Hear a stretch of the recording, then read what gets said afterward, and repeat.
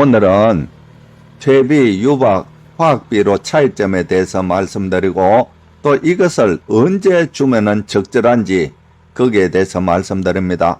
퇴비나 유박이나 화학비료는 아무 때나 주는 것이 아니고 과수 심으신 분들 있죠. 사과, 감, 복숭아, 대추 이런 데 주는 시기가 따로 있고 또 일반 밭, 여러분들 고추 심고 배추 심고 고구마, 감자 심은 이런 일반 밭에 또 퇴비나 유박 이런 화학비료 주는 시기가 또 틀립니다. 그것을 상세히 말씀드리도록 하겠습니다.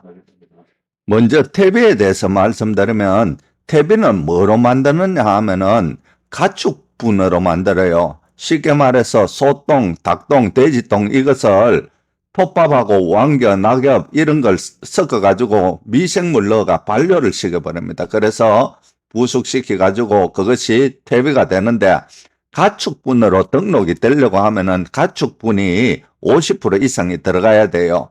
그래서 이것을 이제 과수원에는 일반 과실 심어놓은 곳에는 겨울에 주시면 제일 좋습니다. 지금 이제 한창 수확을 하고 수확 끝나고 이렇죠. 그래서 12월 달에서 1월 달 정도 주면 제일 좋아요. 이거 왜 그러냐 하면은 얘들은 지속기간이 6개월 이상 갑니다. 퇴비는. 그런데 유박은 지속기간이 한 2, 3개월밖에 못 가요. 그렇기 때문에 유박은 늦게 주셔야 되고 퇴비는 12월 달이나 1월 달에 주시면 좋습니다. 그러면은 일반 밭에 퇴비는 언제 주시는 게 좋으냐 하면은 작물 심기 2주에서 4주 전에 뿌리고 깊이 갈아 엎어야 돼요. 그래서 토양과 잘 섞어야 됩니다. 그리고 퇴비는 무조건 부숙된 퇴비를 사용해야 됩니다. 혹시 부숙되지 아니한 거 그런 거 사용하면은 가스 피해가 발생이 돼요. 그렇기 때문에 미부숙된 퇴비밖에 없다 이러면은 먼저 땅에 더 일찍 뿌리고 작물 심기 전에 더 일찍 뿌리고 갈아 엎어 가지고 가스 성분이 빠져나갈 시간을 줘야 됩니다. 그래서 밭에는 최소한 2주에서 4주 전에 줘서 깊이 갈아 엎고 노타리 쳐버리는 게 좋습니다. 그리고 과수원에는 수확을 하잖아요. 지금도 뭐 저희 지역에 한창 수확하고 수확 끝난 곳이 있는데 퇴비는 겨울에 주시면 좋습니다. 그런데 저희 지역에 완전히 과수 전문적으로 하는 분이 계시는데 제가 어떻게 주는지 물어보니까 퇴비만 안 주고 이 사과밭인데 사과밭에 사과 전용 비료가 있어요. 이 사과 전용 비료를 먼저 조금 주고 그 위에 퇴비를 준다고 하더라고요. 그래서 왜 그거 사과 전용 비료가 화학 비료인데 그걸 줍니까? 이러니까 자기 말로는 감사 비료라는 거예요. 감사 비료. 무슨 감사 비료냐? 한 해 동안 사과를 잘 달리게 해줘서 고맙다는 거예요. 그래서 그것도 많이 주면 안 되고 나무 크기에 따라서 조금 뿌리고 그 위에 퇴비를 주는 거예요. 그러면은 겨울에 눈이 오고 비가 오고 이렇게 하면 촥 스며들어서 그 다음에 잘 된다는 거예요. 그리고 사과나무 하시는 분 중에 제일 조심해야 될 것이 무엇이냐 하면은 5월달 이후에는 화학비료를 절대 뿌리시면 안 됩니다. 5월달 이후에 뿌리면 절대로 안 됩니다. 다른 사과밭 보니까 야 사과가 벌써 굵고 그런데 나는 작다 이래가지고 5월달 이후에 싹 뿌려버렸다. 그러면은 사과나무 도장지가 굉장히 첫 번째는 많이 발생하고 두 번째 달리던 사과도 제대로 익지를 않습니다. 빨갛게 잘 색깔이 나야 되는데 검은빛이 나요. 검부스름하게. 그래서 절대로 5월달 이후에는 화학비료를 과수원에 주면 안 된다. 그 말씀드립니다. 이거는 전문가인데 제가 배웠습니다. 자, 그리고 지금 수확을 하고 나서 사과밭 같으면은 사과밭에 사과 전용 비료를 살짝 주는 거예요. 그것도 많이 주면 안 되고. 그리고 그 위에 퇴비를 주는 거예요. 퇴비를.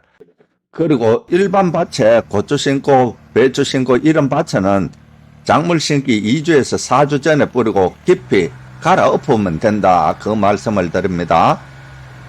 그 다음으로 유박에 대해서 말씀을 드리면은 유박은 기름류 찌꺼기박, 그 기름 짜고 남은 걸로 만드는 거예요.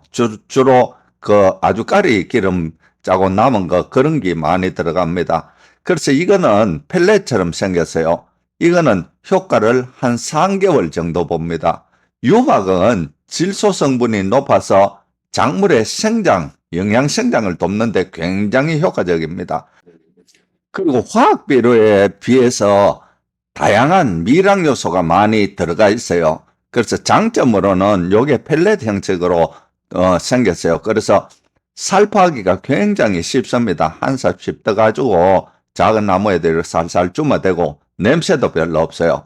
근데 저희 지역에는 이 과수원에 보면은 유박하고 퇴비하고 같이 주시는 분이 있어요. 그분도 완전히 이거 농사 전문가인데 겨울에 퇴비를 싹 주고 이 퇴비가 한 6개월 정도 되면은 이제 효과가 점점 떨어지거든요. 급격히 떨어집니다. 6개월 되면.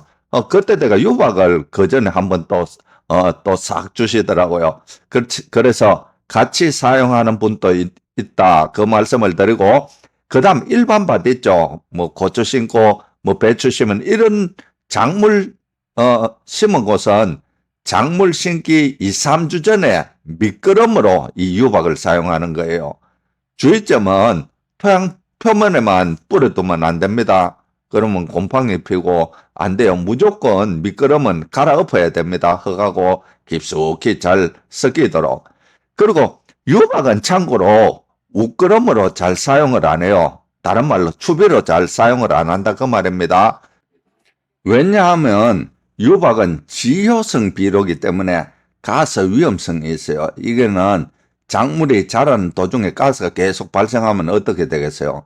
그럼 작물이 견디지 못하겠지요. 그러니까 추비는 화학비료 또 액비 이런 걸 주로 사용하고 유박은 미끄럼으로 사용하는 거예요. 그 다음 세 번째 화학비료에 대해서 말씀드리면은 화학비료는 뿌리면 즉시 효과가 나타납니다. 그렇게 만들어 놨어요. 화학비료 보면 종류가 엄청 많습니다. 복합비료도 있죠. NK비료도 있죠. 요즘은 작물마다 전용비료가 있어요. 고구마 전용비료, 감자 전용비료, 사과 전용비료, 마늘 전용비료, 고추 전용비료 뭐. 근데 그게 뭐냐 하면은 이 화학비료의 3대 요소가 질소, 인산가리예요.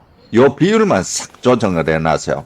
그래서 고구마 전용비료 같으면 고구마, 질소, 인산가리가 7대 7대 18 요렇게 조정을 해놓고 전부 다 질소, 인산가리 요거만 비율만 바꿔가지고 작물 전용 비료를 만들어 놨습니다. 근데 요즘은 NK 비료에 칼슘 비료 섞인 그런 비료가 나옵니다. 그게 칼슘 섞인 비료가 사실은 굉장히 좋아요. 좀 더 비싸기는 비싸지만은 모든 작물에 여러분 배추 원래 물원병 때문에 난리죠. 내년부터 밥 만들기 하실 때 칼슘 때 넣으시길 바랍니다. 그래서 칼슘 섞인 비료가 유니칼슘 한 번에 쑥 이런 게 나와요. 그래서 추비 줄 때도 일반 배추나 고추 마찬가지입니다. 이 칼슘 섞인 비료를 주면은 병도 절하고 덜하고 세포 조직이 단단해집니다. 그리고 훨씬 얘들이 수확량이 좋습니다. 그래서 그런 칼슘 섞인 비료가 있다 그 말씀을 드리고, 질소 인산가리가 주로 이제 화학비료의 3대 요소인데 질소는 무슨 역할을 하느냐 하면은 잎과 줄기 생장을 하는 거예요. 그 쉽게 말해서 영양생장 막 커지는 거예요. 잎도 커지고 줄기도 커지고 나무에 뿌려버리면 나무도 막 커집니다. 그래서 나무에 뿌릴 때는 주의를 기울여서야 됩니다. 그에는 나무 키우고 열매는 적게 달립니다. 그래서 질소는 잎과 줄기 하여튼 성장을 시킨다 그렇게 보시면 됩니다. 근데 이것이 부족하면은 무슨 문제가 생기느냐 하면은 아랫잎부터 노랗게 변하고 키가 크지를 않아요. 만약에 고추를 심는데 질소 성분이 부족하다. 밑에부터 노랗게 잎하고 노랗게 변하고 키가 크지를 않아요. 그래서 이것도 적절히 주셔야 되는데 요새는 뭐 고추 전용비로 그거 뿌려버리면 됩니다. 그리고 거기에다가 칼슘비로 섞어서 줘버리면 됩니다. 칼슘 좀 섞어서.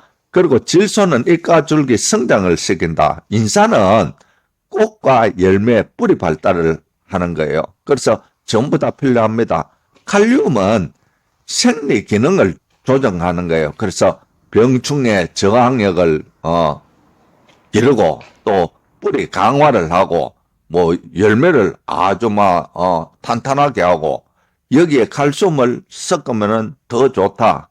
그 말씀을 드리고 화학비료가 장점이 많지만은 절대로 화학비료만 사용하시면 안 됩니다. 작은 텃밭 하시는 분들이 그런 실수를 많이 하시는데 뭐 자꾸 퇴비 주고 귀찮고로 그냥 화학비료만 사용하란다. 그렇게 되면 어떻게 되냐면 토양이 급격히 산성화가 돼요. 그리고 염류 직접 장애가 유발합니다. 그러면은 농사 안 됩니다. 그래서 또 이 화학비료를 장기간 사용해 버리면 어떻게 되느냐 하면 그 토양이 미생물이나 보통 뭐 지렁이 같은 거 있고 뭐 땅강아지 있고 이런 벌레가 있으면 좋은데 그런 게 사라져 버립니다. 그만큼 안 좋아지는 거예요. 그래서 화학비료나 이 퇴비 이런 것을 적절히 사용을 해야 됩니다. 그래서 제일 좋은 거는 우리 땅 어떻게 하면 좋냐 하면은 땅 한 주먹 비닐에 넣어 가지고 토양 검정센터 있어요. 농업기술센터 가면은 저희 지역에도 바로 옆에 있는데 거기 가서 토양 검정하면 됩니다. 그 토양 검정하면 이 땅에는 뭐가 부족합니다. 뭐를 넣으세요. 다 가르쳐 줍니다. 그렇게 하면 제일 좋아요. 그리고 산성 땅이네요. 그러면 석회고토 넣으세요. 막 이럽니다. 아이고 저는 뭐 집에 밭도 조그만한데 언제 그런가 합니까? 그러는 분들은 그냥 석회고토를 2, 3년에 한 번씩 뿌려주고 노타리 쳐버리세요. 저희 농업 경영체는 저희들은 3년에 한 번씩 나라에서 무료로 줘요. 신청하면은. 왜 3년에 한 번씩 줬냐? 3번에 한 번만 줘도 충분하기 때문에 그렇습니다. 그래서 여러분들도 아이고 나는 뭐 토양검정 이런 거 하기도 싫고 뭐 밭도 조그마한데 뭐 근데 또 산성이 걱정된다. 그러면은 석회고토 팝니다. 인터넷에. 제가 그 제품 보기에 이런 거 걸어놓을게요. 그거 20kg짜리 그거 얼마 안 합니다. 그거 한 포 사가지고 2, 3년에 한 번씩 싹 뿌려버리세요. 그러면은 됩니다. 그래서 석회고토 내 땅을 살리기 위해서는 그다음 화학비료만 주는 것이 아니고 퇴비를 줘야 돼요. 그 유기질 퇴비.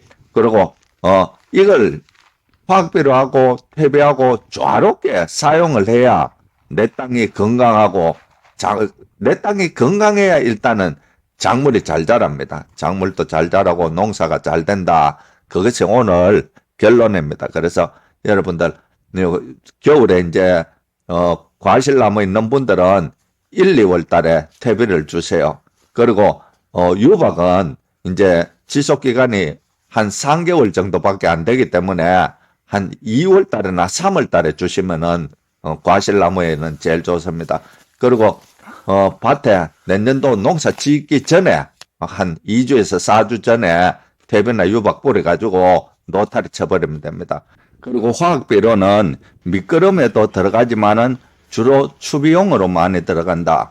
미끄럼이나 추비용으로 할 때 항상 칼슘이 들어가면 좋다. 칼슘 섞인 비료가 들어가면 더 좋다. 그 말씀을 드립니다.